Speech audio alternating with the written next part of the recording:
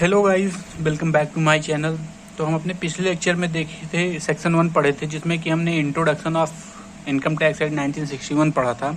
अब हम उसके आगे पढ़ते हैं अपना, जो कि हमारा दूसरा सेक्शन है, सेक्शन 2 सब सेक्शन 7। इसमें हमारे टैक्स पे के बारे में बताया गया है। मतलब ऐसे पर्सन कौन होते हैं जिनको टैक्स देना पड़ेगा, इनको हम एसएससी भी कहते हैं। तो सबसे पहले देखें सेक्शन 2 सब सेक्शन होता क्या है। It explains about the provision of SSC और टैक्स पे इन इनकम टैक्स एक्ट 1961। ये जो हमारा सेक्शन 2 सब सेक्शन होता है, ये बताता है कि ये हमारा जो टैक्स पे है उसके बारे में बताता है। According to section 2 sub section 7, tax pay contain following provision. Section 2 sub section 7 के अनुसार कुछ ऐसे लोग होते हैं कि जिनको टैक्स देना है। टैक्स सबको नहीं देना रहता, तो ये कुछ कंडीशंस हैं कि किसको किसको टैक्स देना है। तो सबसे पहली कंडीशन है कि the person who is liable to pay tax, मतलब वो आदमी जो टैक्स देने के लिए लायबल है, जिसमें कि हमारा नॉर्मल टैक्स पे ही आ जाएगा। हम अपने पिछले लेक्चर में देखे थे कि नॉर्मल टैक्स पे कौन होता है, सीनियर सिटीजन कौन होता है और सुपर सीनियर सिटीजन कौन होता है। ये तीनों लोग टैक्स देने के लिए लायबल होते हैं। उसके बाद फिर दूसरा हमारा आता है the person who is liable to pay interest and penalty with tax. मतलब इनको हम क्या कहते हैं, इनको कैजुअल टैक्स पे भी कहते हैं। अब ये इंटरेस्ट और पेनल्टी क्या होती है, जैसे कि इनकम टैक्स रिटर्न फाइल करने की एक डेट होती है। अगर आप उस डेट के अंदर इनकम टैक्स रिटर्न फाइल कर देते हैं तब तो कोई एक्स्ट्रा इंटरेस्ट या पेनल्टी नहीं लगेगी। फिर अगर उस डेट तक आप इनकम टैक्स फाइल नहीं करते तो अगले 1 महीने की जो डेट दी जाती है, अगली नेक्स्ट डेट तक अगर आप इनकम टैक्स फाइल करेंगे तो उस पर कुछ पेनल्टी लगेगी। और अगर उस डेट तक भी आप इनकम टैक्स नहीं फाइल कर पाए, अगली डेट पे इनकम टैक्स फाइल करेंगे, उसके बाद जो अगली डेट गवर्नमेंट देती है तब आपको इंटरेस्ट के साथ साथ पेनल्टी भी देनी पड़ेगी। और अगर आप अपने समय के अंदर इनकम टैक्स रिटर्न फाइल कर देते हैं तो आपको सिर्फ और सिर्फ टैक्स अमाउंट का सबमिशन करना पड़ेगा। जैसे कि tax liability is equal to normal tax plus interest plus penalty.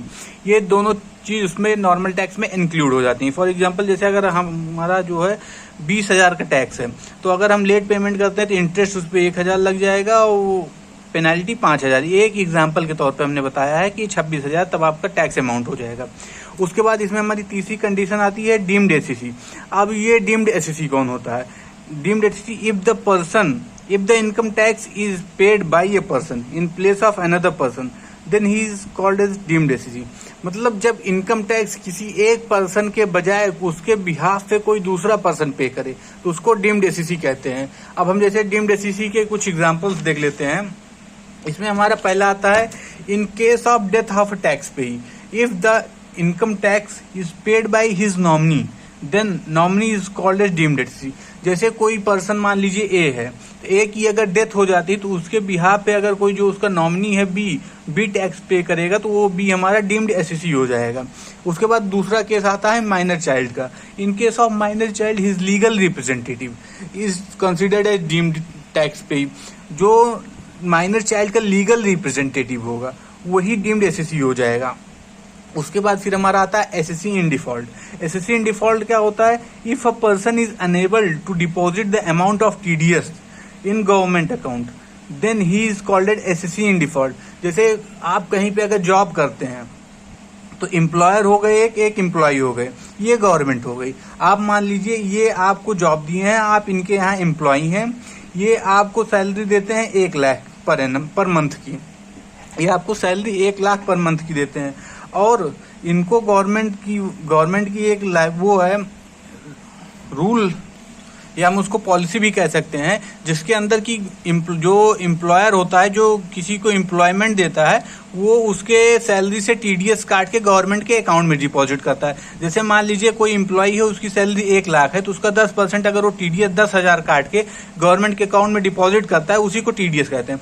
तो एसएससी इन डिफॉल्ट होता क्या है कि if a person is unable to deposit the amount of TDS in government account, अगर एम्प्लॉयर ये जो 10,000 का टीडीएस उसके एम्प्लॉय के सैलरी से काटा है, अगर ये फेल्ड हो जाता है गवर्नमेंट के अकाउंट में डिपॉजिट करने में, तब ये जो एम्प्लॉयर होगा ये एसएससी इन डिफॉल्ट हो जाएगा। उसके बाद फिर हमारी जो एक केस आती है, इसमें बताया गया था in this case if employer is deducted the amount from of TDS from employ.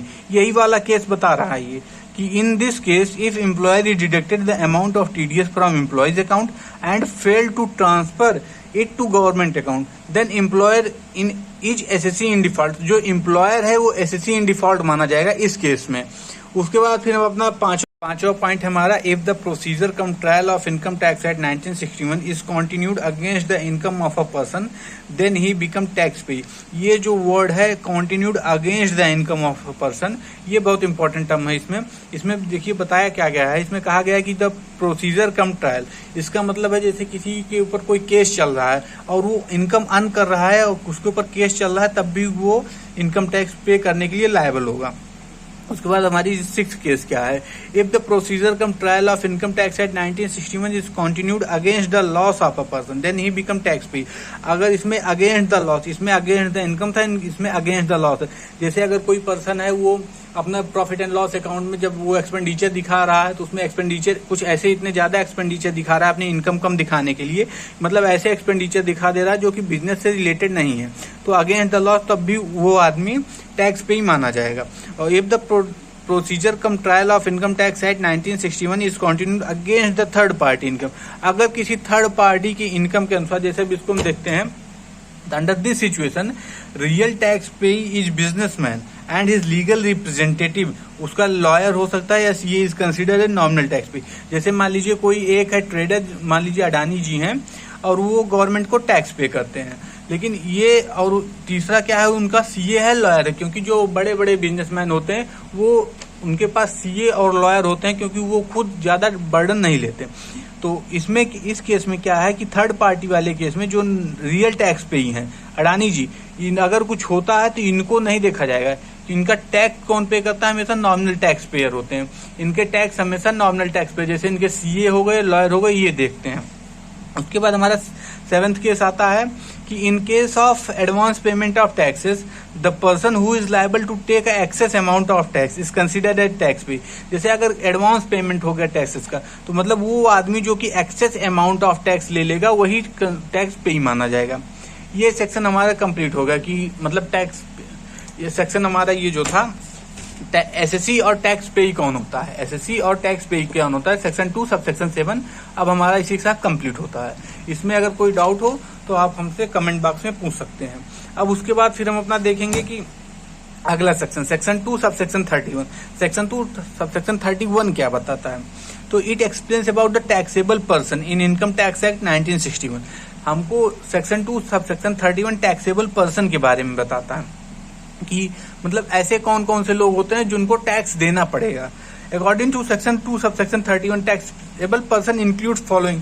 Taxable person में काफी लोग आते हैं, जैसे कि हमारा सबसे पहला है एन इंडिविजुअल टैक्सेबल पर्सन और नेचुरल पर्सन। जैसे कि अभी हम ये जो पढ़े एसएससी और टैक्स पे, वो हम सिर्फ इतना पढ़े हैं कि वो एक इंडिविजुअल टैक्सेबल पर्सन थे और एक नेचुरल पर्सन थे। अब देखिए इसमें हम टैक्सेबल पर्सन में आते कौन कौन है, हमने एन इंडिविजुअल टैक्सेबल पर्सन और नेचुरल पर्सन, ये आ गए टैक्सेबल पर्सन में। उसके बाद हिंदू अनडिवाइडेड फैमिली एचयूएफ जो है ये हमारा आते हैं टैक्सेबल पर्सन में। ये हिंदू लॉ एक्ट 1956 के तहत बनाए गए थे, ठीक, गवर्न होते हैं।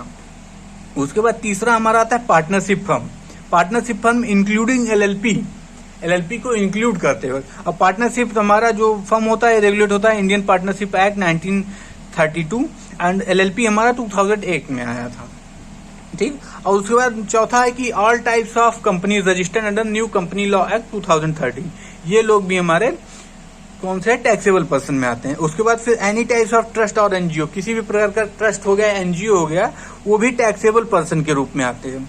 उसके बाद जो हमारी कोऑपरेटिव सोसाइटीज होती हैं ये विलेज एरिया में और इधर सब, ये कोऑपरेटिव सोसाइटीज हमारी सारी टैक्सेबल पर्सन पे आती है। उसके बाद लोकल अथॉरिटीज हो गए जैसे म्युनिसिपल कॉर्पोरेशन एंड पंचायती राज, ये सब भी हमारी टैक्सेबल पर्सन होती हैं।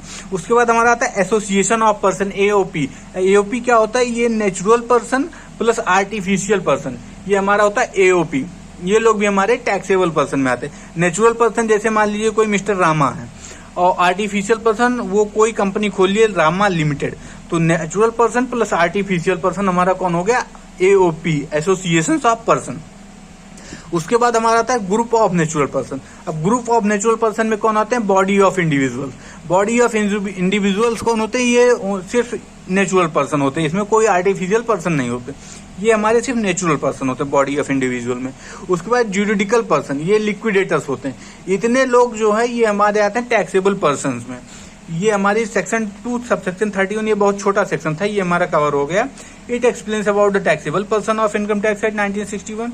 According to this section, individual, Hindu, undivided family, partnership firm, all types of company registered under New Company Law Act 2013, any types of trust or NGOs, cooperative societies, local authorities, AOP, BOI, judicial person, ये सब हमारे कौन होते हैं? Taxable person.